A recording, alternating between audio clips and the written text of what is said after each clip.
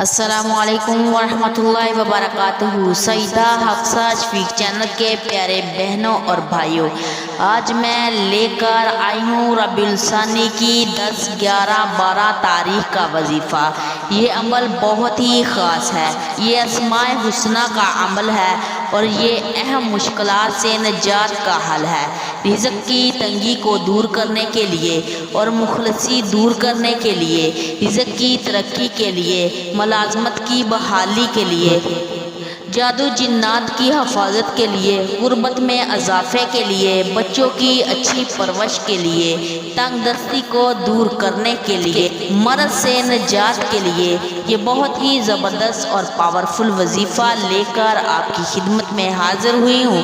یہ آپ نے ربیع الثانی کی 10، 11، 12 تاریخ کو کرنا ہے۔ یہ وظیفہ کرنے کے بعد انشاءاللہ آپ کی جو بھی حاجت ہوگی پوری ہوگی۔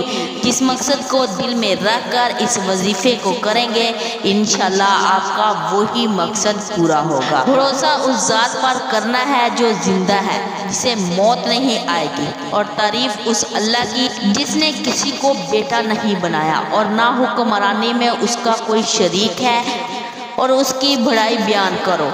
اور عمل یہ ہے، آپ نے اول آخر 11 مرتبہ درود ابراہیم پڑھنا ہے اور اللہ تعالیٰ کے یہ اسم الہی پڑھنے ہیں۔ العزیز الجبار کو آپ نے روزانہ 313 مرتبہ پڑھنا ہے اور 3 دن تک آپ نے پڑھنا ہے۔ ربیع الثانی کی 10، 11 اور 12 تاریخ کو آپ نے درود شریف اول آخر لازمی پڑھنا ہے، اور اس عمل کو ربیع الثانی کے علاوہ دوسرے دنوں میں بھی کر سکتے ہیں، دوسرے مہینوں میں بھی کر سکتے ہیں۔